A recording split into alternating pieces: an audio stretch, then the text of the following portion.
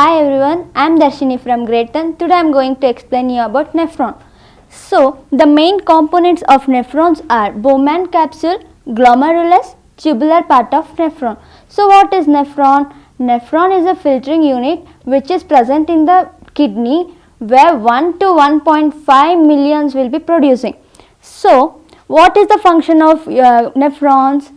Blood enters from Bowman capsule, passes to glomerulus and passes to tubular part of nephron where capillaries will reabsorb the particles which is present in the blood, and the purified blood will be passes to the body, and the water enters from the capillaries where again capillaries will be reabsorbs the amino acid, glucose and salt, and the purified water and solute particles will be passes to branch of renal veins, and the unwanted particles will be converted into urine, where urine will be producing from glomerulus passes to proximal tubule which helps to move to the collecting duct, where collecting duct will be also collected the urine and passes to the stream-like structure part, where this stream-like structure part will be connected to the ureter which is present in the human excretory part, and this ureter will helps to pass the urine to the bladder, where again bladder will be passes